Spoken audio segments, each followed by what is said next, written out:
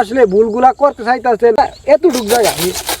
আসসালামু আলাইকুম। আজকে সকাল সকাল ফজর নামাজ টামাজ পড়া আসি ঘাস কাটার জন্য। প্রতিদিনই সকাল সকাল ফজর নামাজ পড়া আসি ঘাস কাটার জন্য, তারও আজকের কোনো ব্যতিক্রম না। আসলে অনেকেই জানতে চান যে যারা জাতের ঘাসগুলা কইরে কি কয়েকটা যারা 5টা 6টা 10টা গরু পালে তাদের জন্য কি ক্ষুদ্র যারা খামারি কিংবা গ্রাম এলাকাতে যারা গরু পালেন তাদের জন্য কি ঘাসগুলা করা উচিত কি না, লাভবান হবে, তাই আজকের ভিডিওতে আপনাকে জানানোর চেষ্টা করবো। অনেকে আমার কমেন্টস করেন এই বিষয়টা নিয়ে কথা বলার জন্য, সবার কমেন্টসের উত্তর দেওয়ার পসিবল না, যেহেতু আমি কাজ কামে ব্যস্ত, তাই এই জন্য এই ভিডিওটা বানাচ্ছি যাতে করে সবারই এটা ভালো হয় এই ভিডিওটা। আর যারা আমাকে এতদিন দেখেন, এই যে গাছগুলা মূলত আমি আপনাদেরকে দেখাই, এই গাছগুলা বেশ লম্বা হয় বুঝছেন। দেন আমার প্রায় মাথা আমার চুই আমি এদিক দিয়ে আরো কোনে কাইটা নিছি, আর এদিক দিয়ে জ্বালাই যাইতেছে গা, আর এদিক দিয়ে না এদিক ঘুরা, আর এদিক দিয়ে মূলত আমি অনেক কাটার বাইরে লিছি। আগে আরেকবার আমি কাটছি, এখন হচ্ছে আমার দ্বিতীয় কাটা বুঝছেন। এখন হচ্ছে গরমকাল আর এখন ঘাসের গুরুত্ব অনেক বেশি। আপনারা যারা গরু পালেন বা ঘাস ক্ষেত আছে তারা জানেন এই বিষয়টা। আর এদিক দিয়ে দেখেন যে ঘাস বেশি লম্বা হওয়ার কারণে একবার শুতে গেছে বুঝছেন। বাতাস হচ্ছিল কিছুদিন আগে, কালকে দিন আগে বাতাস হওয়ার কারণে আর মেঘ বৃষ্টি হয়েছে। আলহামদুলিল্লাহ মেঘ হইলে আল্লাহ রহমত। আসলে যে বিষয়টা বলার জন্য আসছি, এই যে গাছগুলা বুঝছেন দেখ,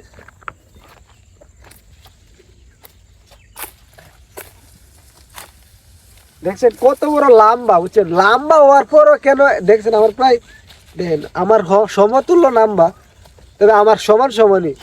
আর গাছগুলা কিন্তু অনেক ভালো হওয়ার পরও আমরা লাভবান হইতেছি না, কেননা গাছগুলা করার আগে আপনার জানতে হইব। আমিও এগুলো আসলে বুঝতে পারি না, আমি অনেক বড় একটা লসের দিকে আছি এই গাছগুলা কইরা। এই জন্য আমি যারা আমার মতন আসলে ভুলগুলা করতে চাইতেছেন বা ভাবতেছেন যে কয়েকটা 5টা 10টা গরু পালি একটা ঘাস ক্ষেত, এরকম ঘাস ক্ষেত করলে গাছ যেহেতু অনেক বড় হয়, এগুলা করলে মনে হয় ভালোই হইব। আর তাদের জন্যই কি আজকের ভিডিওটা। আর আমি যে ভুলগুলা করছি আপনারা যাতে ভুলগুলা না করেন, ঠিক আছে। যারা আমার ভিডিও দেখেন তাদের জন্য এটা উপকারিত হতে পারে। কেননা আমরা মূলত আমি জানেন যে বাড়িতে নিয়ে আমি দাউ দিয়া কাটি, মূলত ভুট্টি দাউ দিয়া আর কি, যেগুলা দিয়া তরকারি মাছ টাছ কাটা হয় এই দাউ দিয়া। আর অনেকেই কি বেশি বেশি গরু পালার কারণে 8টা 10টা বড় বড় খামারে দেখবেন যে 8টা 10টা গরু পালে, তাদের কিন্তু নির্দিষ্ট একটা মেশিন থাকে ঘাস কাটার যে মেশিনগুলা, তার কারণে তারা এই ঘাসগুলা কইরা লাভবান হয়। আর আমাদের লাভ হয় না কিসের জন্য, আমরা মূলত বটটি দিয়া আপনার কাছে এরকম ফেসিলিটি নেই একটা মেশিন কিনার। আর মেশিন কিনতে হইলে একটা মেশিন কিনতে গেলে যত টাকা লাগবে একটা গরু কিনতে পারবেন তত টাকা দেয়, তাহলে আপনি মেশিন কিনে লাভবান হইতে পারবেন। আপনি 2টা ষাঁড় গরু কিনলেন কুরবানির সময় বেচার জন্য, ষাঁড় গরু কিনলে ভাবছেন যে লাভ হইলে কত টাকায় বা লাভ হইব। আপনার কাছে যদি 10টা 20টা গরু তাইলে আপনি মেশিন কিনে লাভ না। আপনি যে 2টা গরুর জন্য ভাবছেন যে এক কানি ঘাস কইরা তারপরে মেশিন দিয়া গরুর ঘাস কেটে খাওয়ামু, তাহলে আপনি কোনোদিনই লাভবান হইতে পারবেন না। এই ভুলটা কিন্তু আমরা করছি।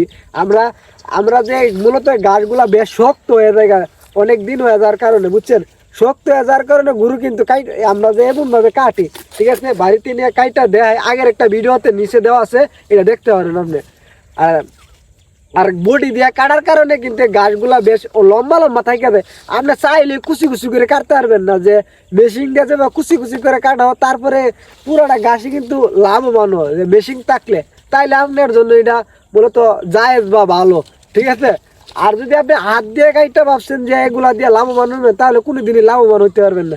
আমাদের নিচে কিন্তু ছোটো ছোটো গাছও আছে আবার, এই যে এগুলা সচরাচর ঘাস ক্ষেতের মধ্যে হয়, কিন্তু আমরা যে জারা জাতের গাছগুলো লাগাইছি এগুলার মধ্যে এগুলো না। আমরা মূলত অনেক বেশি পরিমাণ সার দিছি, সার দেওয়ার কারণে যাতে করে ঘাসের সাথে ঘাস হতে।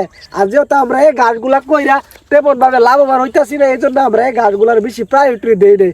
কেননা আমরা শুধুমাত্র এই ঘাসের থেকে এতটুক জায়গা, এতটুক মনে করেন কি শক্ত, একেবারে বেশি শক্ত, তার কারণে আমরা যে বটলি দাও দিয়ে কাইটা খাওয়াই, এই জন্য এগুলা বাতি যাই দেখেছে আমরা পরবর্তীতে সুগা লাগে, মূলত তার গরুরা খায় না। আর এর একটা নরম তার কারণে এ জায়গাটা একটু খা, তাইলে আমরা এ ঘাস করার থেকে এ ঘাস আর এ ঘাস কিন্তু সেম দাম বই দেখছেন, বেশ কমও না। তাহলে এ ঘাস করলে আমরা বেশি লাভবান হইতে পারতাম, আর কাটারও কষ্টটা মেহনতটা বাচ্চা যেত গা। আর ফলে গিয়ে আমরা অনেকটা পরিশ্রমের থেকে বাচ্চা যেতাম গা, আর ঘাসও গরু খাইতো ভালো।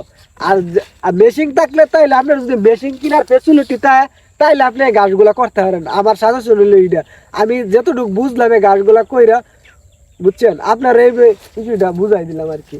এই দেখছেন গাছগুলা বেশ লম্বা, ঠিক আছে, লাভ আছে, তবে মেশিন থাকতেই বা আপনার, এইটা হইলে মুখ্য বিষয়। ঠিক আছে, অবশ্যই আশা করি আপনারা বুঝতে পারছেন।